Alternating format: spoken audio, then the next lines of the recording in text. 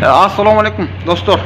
Анан айрыкча могу көчөдө бензин сатып атпайбы? Ошолорго көбүрөөк кайрылат элем да.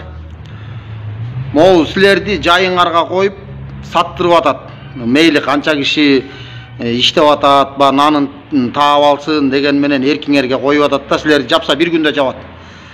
Ошол жакшылыкты да билиш керек. Мисалы литрине 3 сом, 4 сомго чейин кошуп сатып атасыңар. Эгер силерди жаап койсо, заправка сразу баягы частный көбүнчөсү баягы эмени көтөрөт, бааны көтөрөт. Ошон үчүн бир чети баягы силерге ушундай эркиндикти, жакшы нерсени мындай берип атат, үй бүлөңөрдү багып атасыңар, ал 2-3 тоннага чейин сатып 10 000 сомго чейин табасыңар. Мындай чисто саткан деле. Себеби мен бир убакта өзүм Казакстандан ошо солярка алып чыгып, жана маршруткан конечныйна сатчумун. Бирок жанагы жердечи литринен кемитип атасыңар. Бул таразадан жегенге барабар мореки. Мунун сурагы деген өтө оор нерсе, ар кимдин акысына киргенге барабар.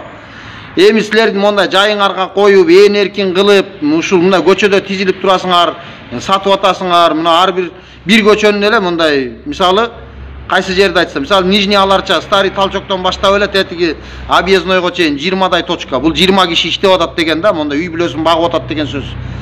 Анан кичине бир мындай ынсапты кармап, жанагындай элден жебей, силер литринен эле тапкан пайдаңар менен эле өлбөгөндөй жакшы акча табылып атат. Отурасыңар, машинаны токтотуп, багажды ачып коюп, если ошол жерден пожарный келсе, санэпстанция келсе, еще жанагыдай качествоны текшерген келсе, силерди иштетпей коет. Иштетпей эмес, вообще не положено жанагы көчөгө саткан. Анан эми моундай жерде силерди көрмөксөн болуп, мейличем үй бүлөсүн баксын бир чети, экинчи чети мо карапайым эл 2 сом, 3 сом арзан болсо да ушулардан куюп атат деген жакшылыкты бир аз билиш керек да. Бир 10 литрден 4 литр жеш деген эмне деген неме бул?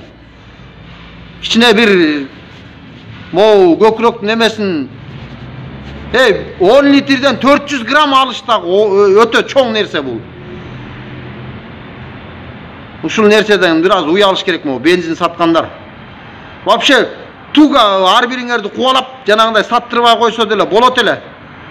Бирок кичине мындай эркиңерге коюп аткан нерсени да билгиле да. Силерде деле машина бар, башка кишилер деле тиги жалаң бензинге иштеп аткан жок. Бала бакырасын багайын деп жүрөт. Жалаң таксисттер куят билесиңер. Кичине арырактан берирээк болуш керек дейт.